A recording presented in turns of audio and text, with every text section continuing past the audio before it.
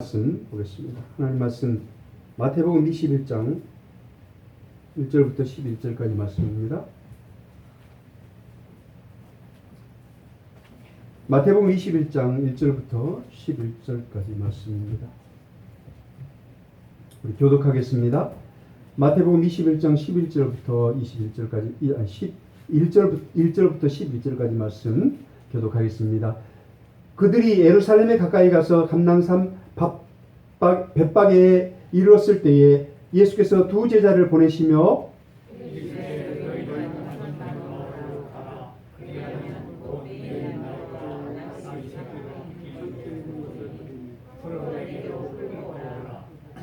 만일 누가 무슨 말을 하거든 주가 쓰시겠다 하라. 그리하면 즉시 보내리라 하시니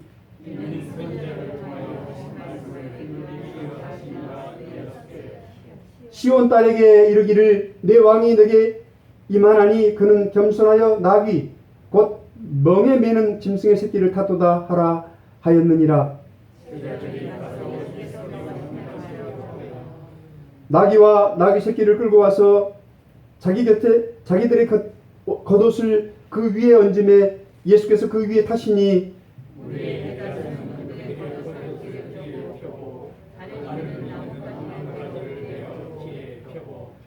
앞에서 가고 뒤에서 따르는 무리가 소리 높여 이르되 호산나 다윗의 자손이여 찬송하리로다 주의 이름으로 오시는 이여 가장 높은 곳에서 호산나 하더라.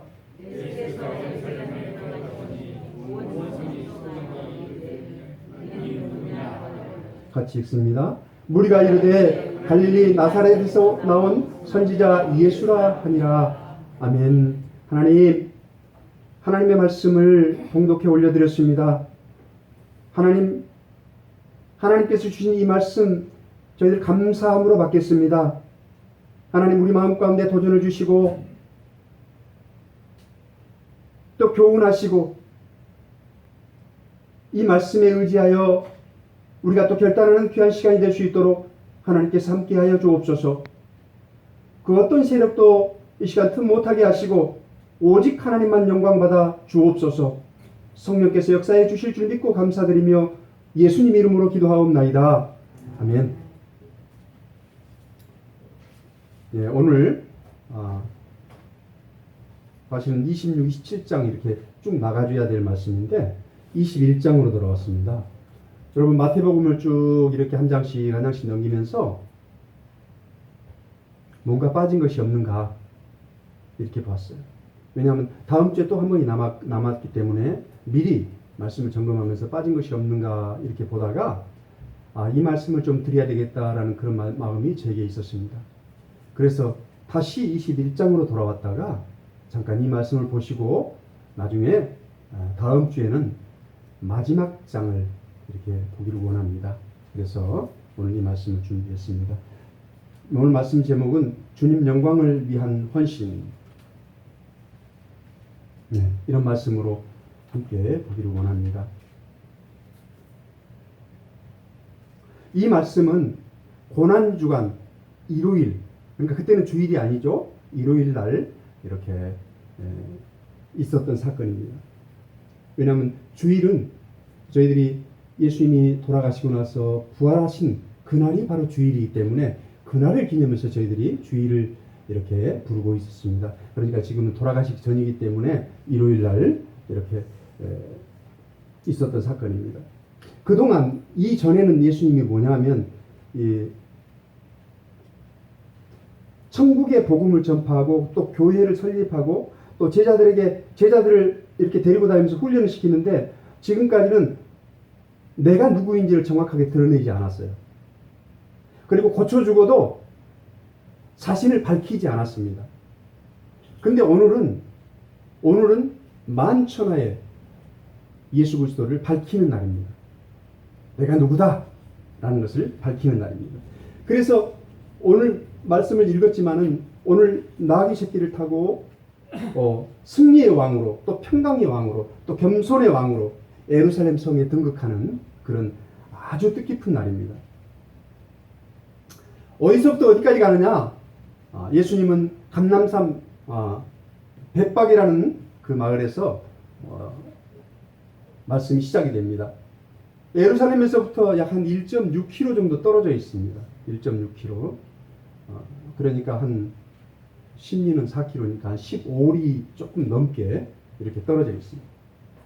벳박에 이르렀을 때 예수님은 두 제자를 보냅니다. 너희는 마을로 가라. 무조건 가라는 거예요. 그리하면 곧 메인 나귀와 나귀 새끼가 함께 있는 것을 보리니 풀어 내게로 끌고 오라. 만일 누가 무슨 말을 하거든 주가 쓰시겠다 하라. 그리하면 즉시 보내리라 하셨습니다. 2절과 3절이 말씀이죠. 여러분, 주가 쓰시겠다고 하라. 이 주라는 말은요, 그 당시에는 주인, 주라고 표현하면요, 그 왕과 같은 그런 권세를 가진 그런 사람에게 붙여지는 말입니다. 왕과 같은 그런 권세를 가진 그런 사람. 그러니까 예수님은 당신이 메시아다, 구원자다, 다윗의 왕이다, 다윗의 위를 잇는 이런 그런 왕으로서 이렇게 그 명령을 하게 됩니다. 이에 그 나귀의 주인은 그 나귀의 주인의 그 헌신으로 두 제자는 그 나귀와 나귀 새끼를 끌고 왔습니다. 여러분, 그 나귀나 소를 보면요, 말 보면요, 굉장히 컸는데도 꼭 어미 곁을 떠나지 않으려고 합니다. 아주 왕성한, 자기가 이제 정말 힘이 있고 그럴 때는 어미 곁을 떠나지만은 거의 어미 곁을 떠나지 않습니다. 그래서 하나를 떼놓을 수가 없어요. 굉장히 울고 난리 버거지를 칩니다. 떼놓으려고 하면은. 그래서 오히려 같이 가는 게 좋아요. 그런데 특별히 멍에를 매는 수 있는, 멍에를 매는, 그랬는데 여러분, 어미가 멍에를 못 매겠습니까? 근데 멍에를 맨다는 말은 뭐냐면 이 새끼에게 얘기하는 거예요. 새끼에게. 새끼도 일할 수 있는 그런 개울수가 찬 거예요. 그리고 어미라 그랬으니까 여자잖아요. 암나귀. 근데 새끼는 순나귀를 말하고 있습니다. 자세히 이렇게 주의를 보면, 그래서 힘이 센 순나귀, 멍에를 맬 수 있는 그 나귀를 주님이 타셨다는 거예요. 그렇게 이해하시면 될 겁니다. 그래서 예수님은 나귀를 타시고 수많은 사람들의 연호를 받으면서 예루살렘으로 입성하게 되죠. 예수님께서 의도적으로 나귀의 작은 것, 그 나귀 새끼를 타신 이유가 뭘까요? 바로 스가랴의, 구약성경 스가랴의 9장 9절의 말씀을 성취하기 위하여 예수님은 그렇게 작은 나귀 새끼를 타셨습니다. 또 예수님은 멍에를 맬 수 있는 그 어린 나귀를 타시고 정말 승리의 그 왕으로, 평강의 왕으로, 겸손의 왕으로 예루살렘에 입성하셨는데, 정말 그렇게, 왜 그렇게 하셨을까? 이렇게 보면은요, 여러분, 예수님의 그 의도는요, 말씀을 물론 이루시고자 하는 그런 의도도 있었지만은, 나는 정말 준수한 말을 타고, 백마를 타고 말 뒤에 정말 호위병들을 세워가면서 그렇게 입성하는 그런 정치적인 메시아가 아니야. 나는 정치적인 메시아가 아니야라는 것을 분명하게 당신의 행동을 통해서 보여주는 장면입니다. 여러분, 그러나 예수님은요, 초라하고 볼품없는 그 어린 나귀를 타셨고, 그리고 타셨지만 정말 극진한 그런 사람들의 환영을 받으면서 입성을 하게 됩니다. 사람들의 연호하는 함성은요, 호산나 다윗의 자손이여 찬송하리로다. 주의 이름으로 오시는 이가 가장 높은 곳에서 호산나 외치더라. 호산나가 뭐냐면 지금 구원하소서, 지금 구원하소서, 호산나, 이 말입니다. 그래서 사람들이 환호는 그 정말 얼마나 컸는지 온 성을 흔들 정도로 그런 요란한 그런 함성이었습니다. 그래서 사람들은 궁금했습니다. 과연 이가 누구냐? 이 사람이 누구냐? 누군데 이렇게 정말 온 난리를 피우느냐? 그런 관심들이었습니다. 여러분, 그때 당시에는 정말 많은 디아스포라들이, 외국에 사는 사람들이 이 6월절 무교절을 지키기 위해서 예루살렘으로 모여들었습니다. 그러니까 굉장히 많은 사람들이 이제 며칠 있으면, 그러니까 주일이니까 월, 화, 수, 목, 금, 5일 있으면 6월절이에요. 그러니까 아니 5일이나 있는데 벌써 뭐예요? 아니에요. 천만의 말씀이에요.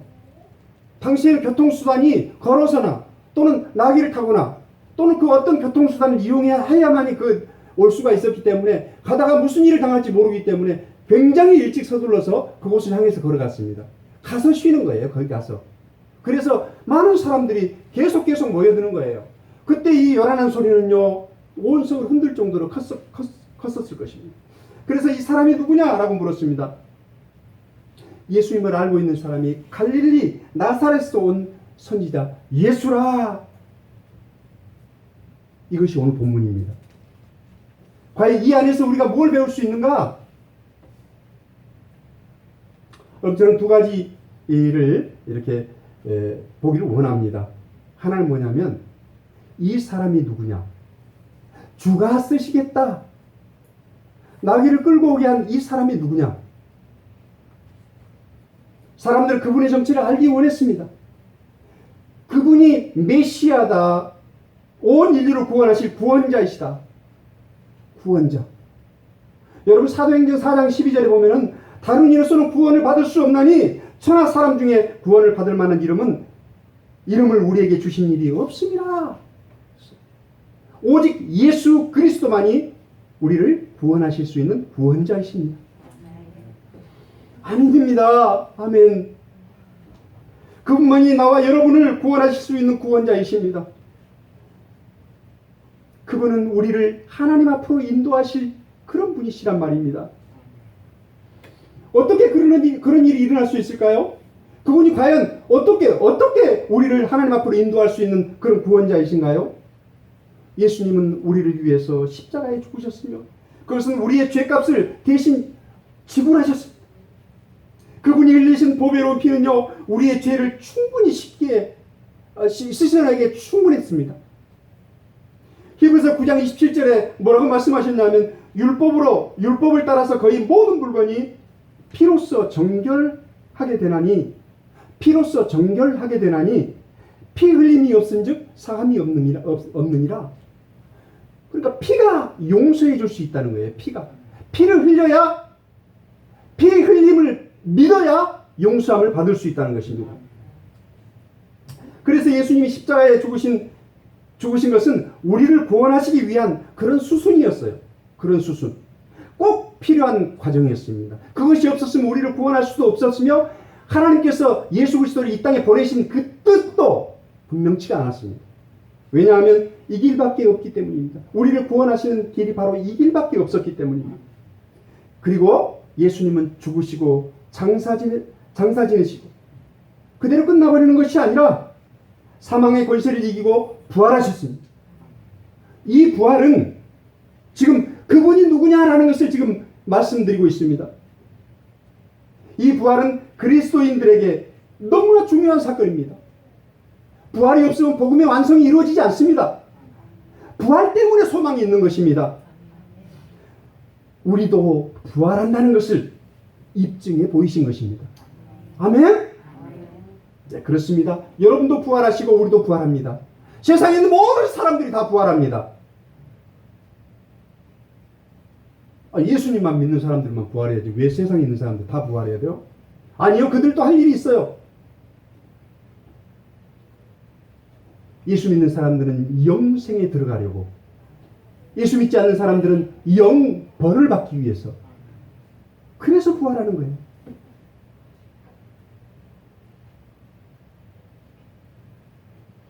예수님이 재림하시면 먼저 죽은 자들이 부활한다 그랬어요. 그리고 주님을 맞이한다 그랬습니다. 그러면 살아있는 자들은 그 나중에 그대로 부활해서 주님을 맞이한다고, 어디에서? 공중에서. 데살로니가전서 4장 16에서 17절에 보면 분명하게 말씀하고 있습니다. 우리는 그 말씀을 믿습니다. 그러므로 예수님을 영접하고 하나님을 믿는 사람들은요, 영원한 생명으로 부활을 하고, 그렇지 않는 사람들은 영원한 벌을 받기 위해서 부활한다는 사실을 여러분 꼭 기억하십시오. 예수님께서는 우리를 구원하시기 위해서 이 놀라운 복된 소식을 이루어 놓으시려고 이 땅에 오셨습니다. 바로 그가 누구냐?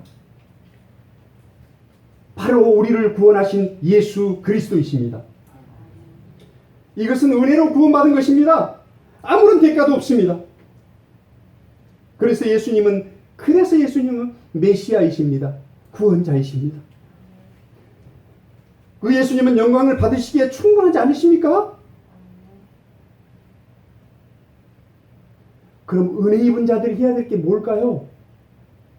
은혜로 구원받은 사람들이 해야 될 게 뭘까요?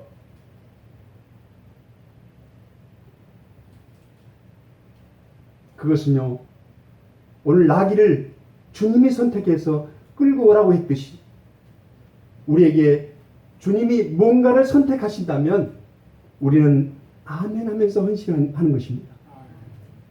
우리의 헌신을 요구하시는 거예요. 헌신이 과연 뭘까요? 성경에서 몇 군데 한번 찾아보겠습니다. 헌신은요, 한쪽을 정해갖고요, 올인하는 거예요. 한쪽을 정해서 집중해서 따라가는 거예요. 이것이 헌신이에요. 열왕기상 18장 21절에 보면 이런 말씀이 있습니다. 너희가 어느 때까지 둘 사이에 머뭇머뭇하려느냐? 여호와가 만일 하나님이면 그를 따르고 바알이 만약 하나님이면 그를 따를지니라. 이 장면은요, 참 신이신 여호와의 선지자 엘리야와 바알을 섬기는 450명의 그런 바알 선지자가 대결하는 장면입니다. 많은 백성들이 보는 앞에서 선포합니다. 지금 읽었던 그 말씀대로 선포합니다. 정말 하나님께 드려지는 이 예배를 받으시는 분인지 아닌지, 하나님이 정말 예배를 받으시는 분인지 아닌지, 바알이 정말 예배를 받는 신인지 아닌지, 이것을 분명하게 가리는 아주 엄청난 혈투입니다.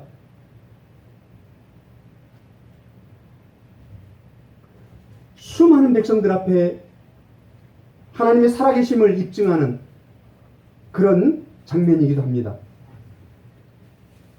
너희들은 어느 편에 설 것인지 결정하라. 하나님께서는 엘리야가 드렸던 그 제물에 불을 내려서 정말 예배를 받으셨습니다. 그리고 살아계신 하나님 편에서 선 백성들이 바알을 섬겼던 그 450명의 그 선지자들을 죽이는 그런 장면이 펼쳐집니다. 왜? 바알은 살아있지 않거든요. 예배를 받을 수 있는, 능력을 베풀 수 있는 그런 신이 아니거든요. 죽은 신이에요. 당연한 결과죠. 여러분, 그리스도인은요, 하나님과 세상 편에서 둘 중 하나를 선택하게 되어 있어요. 양쪽에 한 발씩 걸치고 있으면요, 절대 그거는 하나님을 온전히 섬긴다고 말할 수 없습니다. 하나님의 백성이라고 말할 수도 없습니다.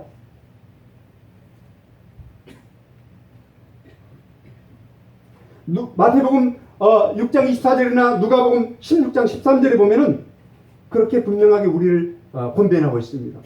그 도전을 주고 있습니다. 너희는 하나님을 선택하라. 겸하여 섬길 수 없다.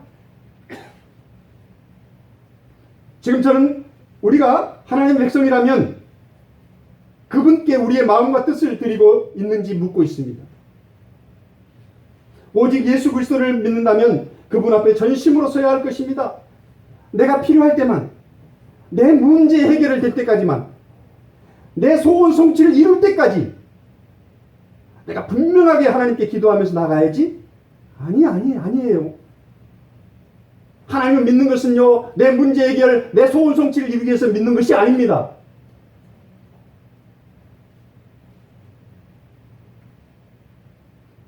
여러분 중에 혹시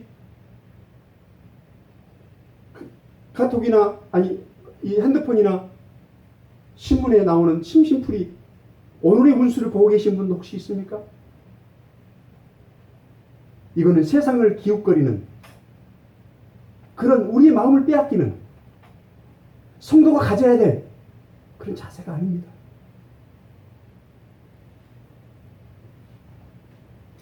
많은 사람들이 전보는 데를 찾아간다고 그래요. 정말 하나님을 올인해서 오직 하나님만 믿는다고 할 수 없습니다.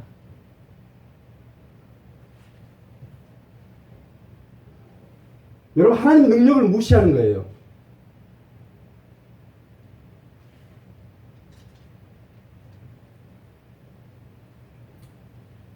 이것은 세상을 기웃거리고 있는 오늘날 그리스도인들의 행태입니다. 언제나 늘 변함없이 정말 신실하게 하나님만을 의지하고 믿음으로써 우리가 살아가는 그 삶 전반에 걸쳐서 하나님이 일하실 수 있도록 우리가 내어드려야 합니다. 이것이 신앙적으로 헌신이라고 합니다. 우리의 삶을 온전히 하나님 앞에 드리는 것.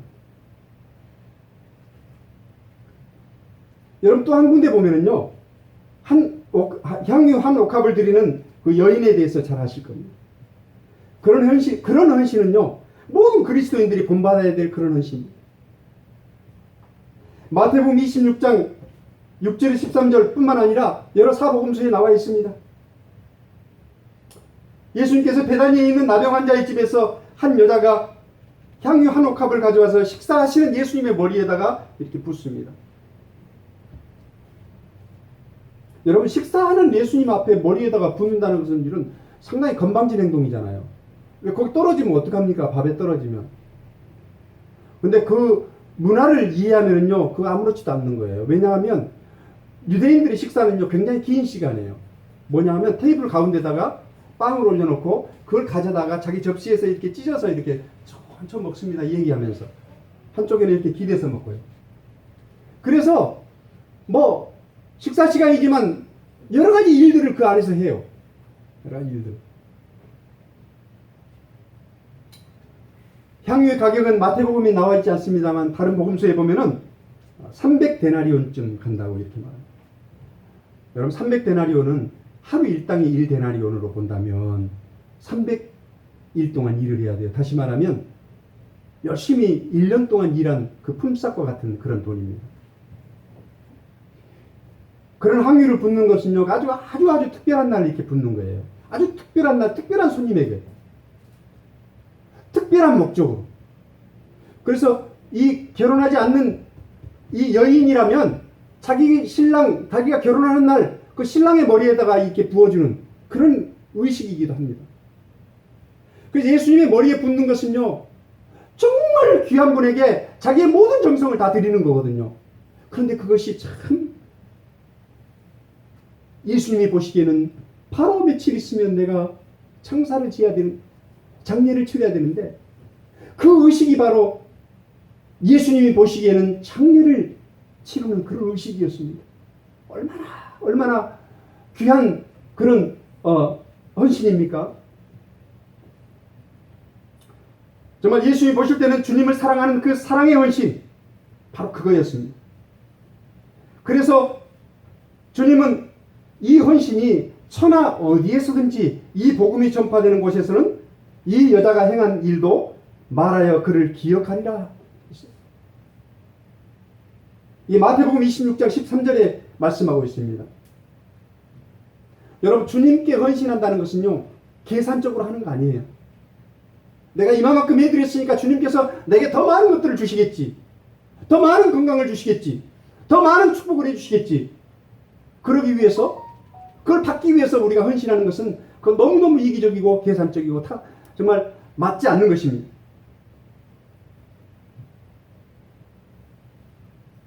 내가 가지고 있는 시간이나 물질, 그리고 재능을 주님께 아낌없이 드리려는 마음이 바로 헌신. 물론 그것은 행동으로 이어져야죠.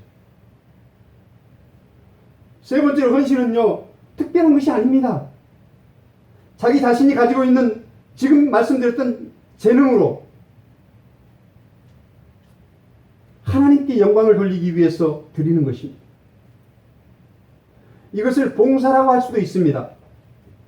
그런데 봉사는요, 이해적으로 끝나는 것입니다. 헌신은 지속적으로 하는 것입니다.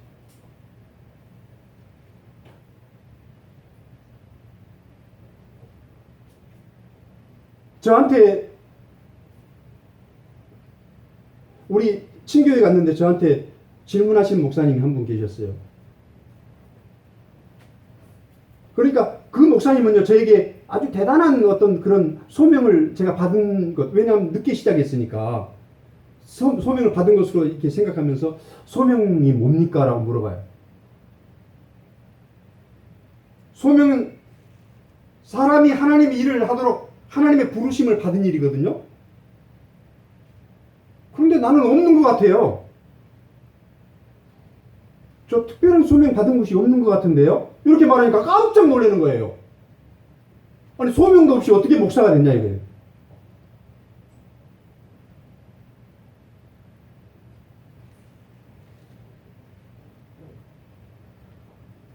여러분, 저는요 특별한 소명을 받은 사람 아닙니다. 저는 그냥 하나님께서 제가 필요한 곳에 가서 하나님 말씀 같이 공부하면서 같이 예배드리면서 같이 정말 그들의 필요를 채우면서 그렇게 하고 싶은 마음밖에 없었어요. 그래서 제 주변에 있는 모든 닥치는 일들이 저에게는 아무런 부담으로 느끼지 않습니다. 진짜로 아무런 부담으로 느끼지 않아요.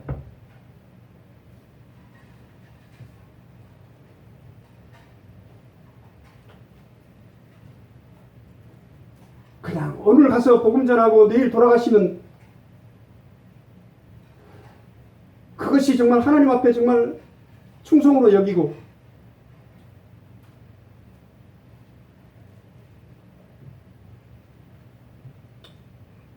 그래서 아무런 조건 없이 아무런 정말 덕 없이 여러분 화장실도 고치고 지붕도 고치고 배관도 고쳐주면서 그리고 또 방수공사도 하고 그 논밭에 가서 풀도 깎아주고 묘지도 깎아드리고 고추 수확도 하고 마늘 수확도 하고 허리 아프다 어깨 아프다 뒷목이 결리다 그러면 만져드리고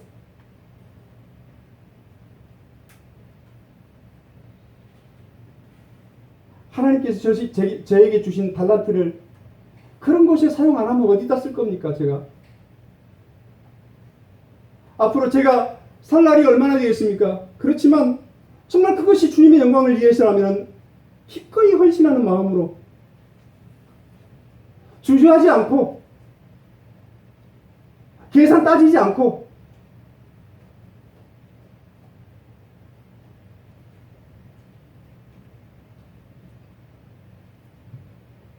이것이 하나님께서 제게 맡기신 정말 풍부하신 그런 일이라고 생각하면서 그냥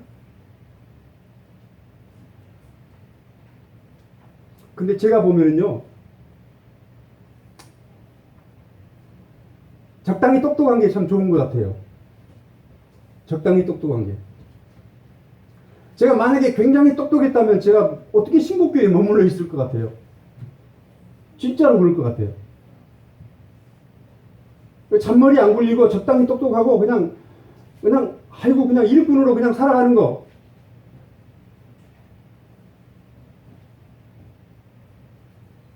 그래서 하나님께서 저를 신곡교회에 맡기신 것 같아요.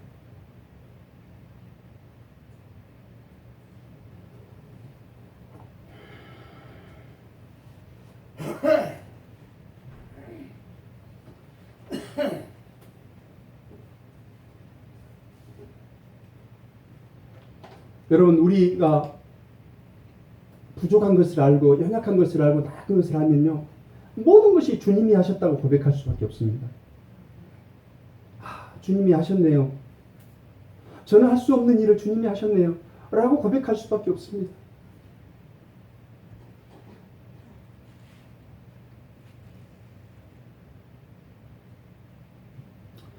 헌신하게 되면요 헌신해서 하나님 나라를 세워가는 이 일을 하게 되면요 너무 행복해요. 돈을 준다 그러면 그거 안 할 거예요. 왜? 돈 더 잘 버는 곳에 가서 일을 하잖아요. 어떻게 그 일을 골라서 하지? 그 닥치는 대로 하지 않죠. 그리고요 아주 사소한 일을 할지라도 굉장히 만족스럽습니다. 여러분 제가 가서 일을 하면요 막 대가를 해주고 싶어서 안달이에요. 막 뭔가 좀 해주고 싶어서. 근데 전 처음부터 그런 대가를 바라지 않고 일을 하기 때문에요 일을 하는 내내 기쁩니다. 일을 하는 내내. 그런데 여러분들요 혹시 나중에라도 기억하세요. 제가 그분에게 받지 않고 만약에 드리려고 하면은 교회에 나오셔서 드리세요 라는 것은요 그분으로 하여금 꼭 교회에 나오도록 내가 할 수 있는 최선이에요. 근데 그것을 여러분들이 중간에서요 받아다가 하나님 앞에 저도 받아다 드릴 수 있어요. 그렇게 하지 마세요. 제 마음속에는 정말 그분이 나와서 하나님 말씀 듣는 거 그것이 소망이에요. 그것이 그 일 때문에 제가 그 일을 하는 거예요.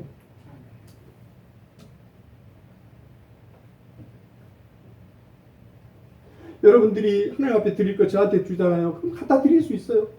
중간에 할 수 있다고요. 저도 잘 할 수 있어요. 너무 잘해요.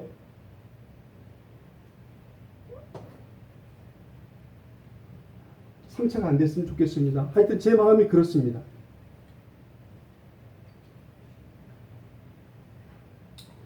여러분 나귀와 나귀 새끼는요 그 당시 교통수단이고 그 당시 나귀와 나귀 새끼가 없으면요 일하는데 굉장히 불편해요. 그래서 어쩌면 그 집에 그 재산의 전부인지도 몰라요. 그런데 주님이 쓰시겠다 하니까 그냥 내드리는 거예요.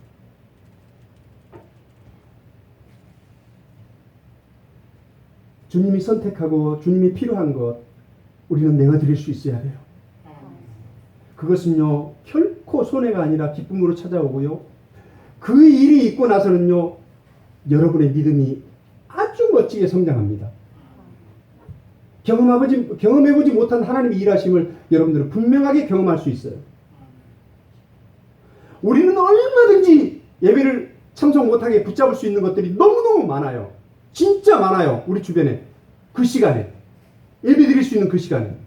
그렇지만 여러분이 그 마음을 붙잡고 예배 드리려고 와서 정말 하나님 앞에 말씀 드리려고 하는 그런 마음이 얼마나 귀하고 여러분 결단이 중요한지 저는 알고 있어요. 왜냐? 저도 그래봤거든요. 저도 맨날 일하는 사람이었기 때문에 주일날 일하는 거요. 만들면요.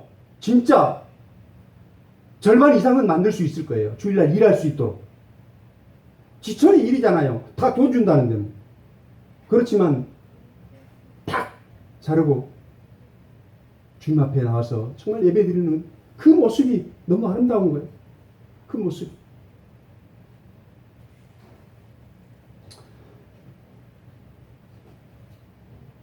누가복음 21장 1절에 4절에 보면요.